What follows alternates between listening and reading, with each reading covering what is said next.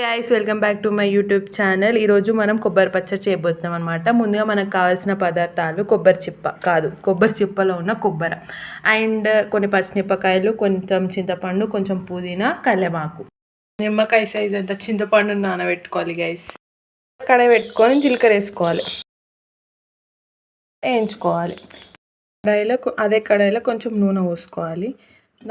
దానికి మిరపకాయలు చుంచుకొని అలా వేసుకోవాలి గైస్. పుదీనా వేసుకోండి, కొంచెం కల్లెమాకు వేసుకొని మంచిగా కలుపుకొని, పసుపు, మెల్లిగడ్డ, కొంచెం ఉప్పు, తర్వాతకి మంచిగా కలుపుకోవాలి గైస్. మంచిగా కలిపేసినాక స్టవ్ ఆఫ్ చేసుకొని కొంచెం సేపు చల్లారనివ్వాలి. ఉంచుకున్న జీలకర్ర ఇందులో మిక్సీ జార్లో వేసుకొని గ్రైండ్ చేసుకోవాలి.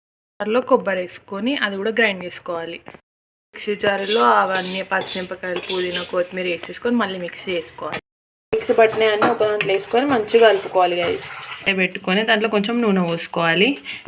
ఇంకా కొన్ని జీలకర్ర ఆవాలు వేసుకోవాలి.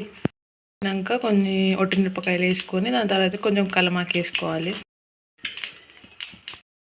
నల్లగా అయిపోయినాక కొంచెం పోపు ఇందులో వేసేసేయాలి, కలుపుకోవాలి. అంతే, సింపుల్, రెడీ మరి కొబ్బరి పచ్చడి.